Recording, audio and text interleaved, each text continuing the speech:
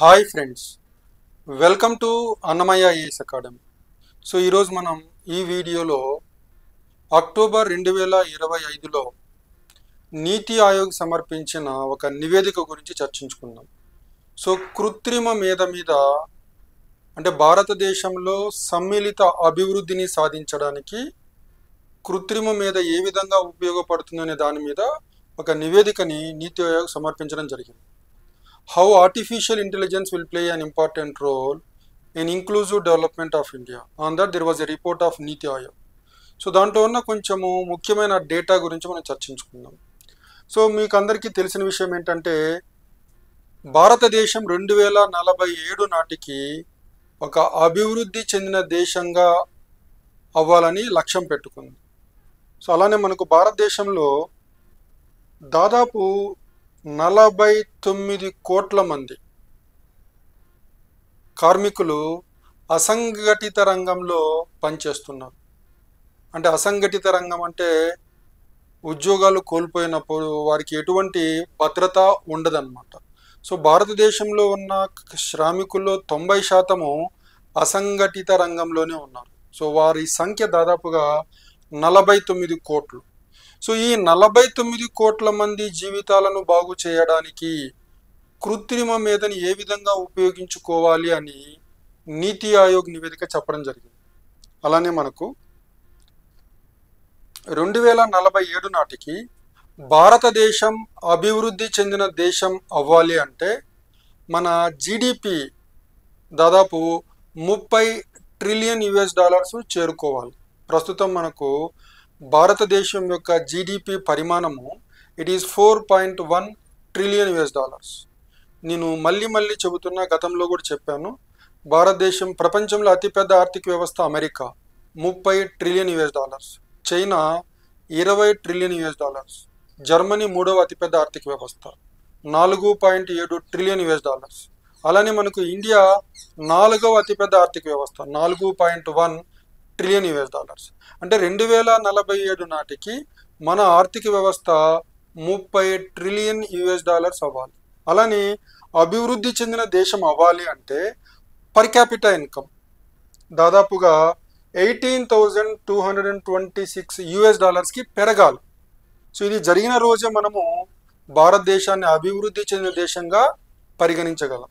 అలానే మనకు workers productivity ఇండియాలో చూస్తే గంటకి $5 సంపాదించడం జరుగుతుంది. కానీ ఇది అంతర్జాతీయంగా ఉన్న ఆవరేజ్తో పోలిస్తే తక్కువ.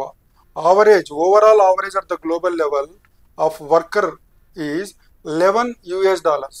అంటే గంటకి వారు చేస్తున్న సంపాదన అంతర్జాతీయంగా సరాసరిగా చూస్తే $11 అయితే ఇండియాలో ఇది కేవలం $5. అంటే ఓల్డ్ యావరేజ్లో మనం సగం మాత్రమే ఉన్నాం. అలానే శ్రామిక శక్తిలో మహిళల భాగస్వామ్యం కూడా చాలా తక్కువగా ఉంది. ఓల్డ్ యావరేజ్ 47% అయితే ఇండియాలో కేవలం 37%. సో ఇప్పుడు మనకు వర్కర్ ప్రొడక్టివిటీ గంటకు $5 అయితే అది సంవత్సరానికి పర్ క్యాపిటల్ ఇన్కమ్ $1,800 ఉంది. $1,800 అవుతుంది. దీన్ని మనము ఎక్కడికి తీసుకెళ్ళాలి? దాదాపుగా $18,226 తీసుకెళ్ళాలి పర్ క్యాపిటల్ ఇన్కమ్. ప్రస్తుతం ఇది $1,800. సో అలానే మనకు 2047 నాటికి భారతదేశం అభివృద్ధి చెందిన దేశం కావాలి అంటే కనీసంలో మన పర్ క్యాపిటల్ ఇన్కమ్ $1,800 నుంచి $14,500 పెంచుకోవాల్సిన అవసరం ఉంది. అంటే భారతదేశంలో సంపదను సృష్టించాలి. ఈ సంపదని అందరికీ సమానంగా పంచే ప్రయత్నం చేయాలి. అప్పుడే భారతదేశాన్ని అభివృద్ధి చెందిన దేశంగా మనము అనగలం. అలానే మనకు ఈ అసంఘటిత కార్మికులు భారతదేశ జీడిపికి 45% కాంట్రిబ్యూట్ చేస్తున్నారు. So the contribution of informal workers అంటే మొత్తం కార్మికుల్లో అసంఘటిత కార్మికులు 90%, వారి కాంట్రిబ్యూషన్ జీడిపికి దాదాపుగా 45%. దీన్ని కూడా మీరు గుర్తుంచుకోవాలి. అంటే ప్రస్తుతం భారతదేశంలో మీరు ఆర్థికాభివృద్ధి రేట్ని చూసినట్లయితే 6.3% ఉంది. అంటే 6.3% వార్షిక వృద్ధి భారతదేశంలో 2047 వరకు కొనసాగినట్లయితే మన ఆర్థిక వ్యవస్థ పరిమాణము కేవలం $15.3 ట్రిలియన్ మాత్రమే పెరుగుతుంది. కానీ 2047 నాటికి మనం కనీసం $30 ట్రిలియన్ ఆర్థిక వ్యవస్థని ఏర్పాటు చేయకపోతే మనము అభివృద్ధి చెందిన దేశం అవ్వడం సాధ్యం కాదు. అంటే మన ఆర్థిక వృద్ధి రేటుని భారీగా పెంచుకోవాల్సిన అవసరం ఎంతైనా ఉంది అని దీని అర్థం. అంటే మనకు భారతదేశంలో సరాసరి సంవత్సరానికి కనీసం 10% వృద్ధి రేటును కనుక సాధించగలిగితే 2047 నాటికి మన భారతదేశం అభివృద్ధి చెందిన దేశం అవుతుంది. అలానే పర్ క్యాపిటా ఇన్కమ్ కనీసం $14,500కి పెరిగే అవకాశం ఉంది. సో అలానే మనకు భారతదేశంలో కృత్రిమ మేధకు సంబంధించి కొన్ని చర్యలు కూడా తీసుకున్నారు.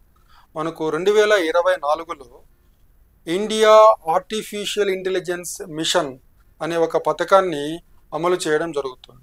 సో ఈ పథకానికి కేటాయించిన నిధులు 10,300 కోట్లు. సో ఇందులో భాగంగా దాదాపుగా 38,000 గ్రాఫిక్ ప్రాసెసింగ్ యూనిట్స్ని డిప్లాయ్ చేయడం జరిగింది.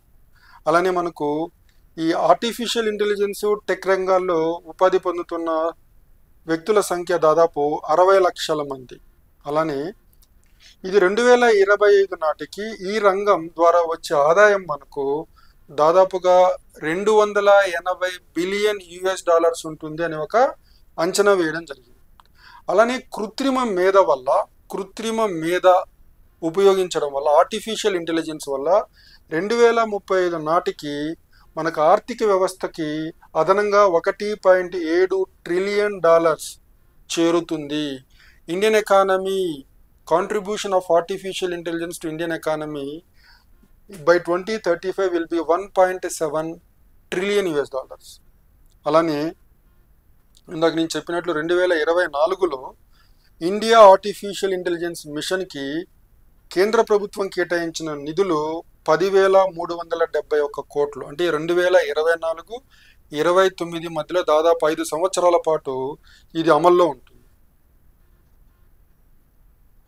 అలానే మనకు ఇండియా స్కిల్స్ రిపోర్ట్ 2024 అనే నివేదికని వీబాక్స్ అనే సంస్థ తయారు చేసింది. దీని ప్రకారము India's artificial industry will reach $28.8 billion by 2025. So 2025 నాటికి అంటే ఈ సంవత్సరం అంతానికి కృత్రిమ మేధ యొక్క రంగం ద్వారా వచ్చే ఆదాయము $28.8 బిలియన్ ఉంటుందని చెప్పడం జరిగింది. అలానే మనకు భారతదేశంలో artificial intelligence skilled work force, so కృత్రిమ మేధకు సంబంధించి నైపుణ్యం ఉన్న శ్రామిక శక్తి దాదాపుగా 14 రెట్లు పెరిగింది. 2016-2023 మధ్యలో మనకు కృత్రిమ మేధ నైపుణ్యాలు ఉన్న శ్రామిక శక్తి 14 రెట్లు పెరగడం జరిగింది. సో ప్రస్తుతం మనకు భారతదేశము India is one of the top 5 fastest growing AI talent hubs. అలానే మనకు ప్రపంచవ్యాప్తంగా మనకు ఈ కృత్రిమ మేధ నైపుణ్యం ఉన్న శ్రామికుల శాతం ప్రపంచవ్యాప్తంగా భారతదేశం వాటా 16%. The country is home to 16% of the world's AI talent, showcasing its growing influence in AI innovation and adoption. మరొక ముఖ్యమైన అంశం ఏంటంటే భారతదేశం చాలా గర్వంగా ఫీల్ అవ్వాల్సిన అంశం ఏంటంటే మనకు 2024లో ఒక నివేదికని సమర్పించడం జరిగింది. స్టాన్ఫోర్డ్ ఆర్టిఫిషియల్ ఇంటెలిజెన్స్ ఇండెక్స్ 2024లో భారతదేశానికి మొదటి ర్యాంక్ రావడం జరిగింది. India got the first rank in the Stanford AI index 2024. మనము మొదటి స్థానంలో ఉంటే మన తరువాత యుఎస్, జర్మనీ లాంటి దేశాలు కూడా మన తర్వాత ఉన్నాయి. సో ఈ ఇండెక్స్లో ఇండియాకు వచ్చిన స్కోర్ 2.8 అయితే యుఎస్కి వచ్చింది 2.2, జర్మనీకి వచ్చింది 1.9. అలానే మనకు India also leads in AI skill penetration for women. అలానే India has a thriving AI startup ecosystem making third globally in startup numbers. అంటే కృత్రిమ మేధకి సంబంధించిన స్టార్టప్స్ విషయంలో భారతదేశానికి 3వ ర్యాంకు కలిగి ఉంది.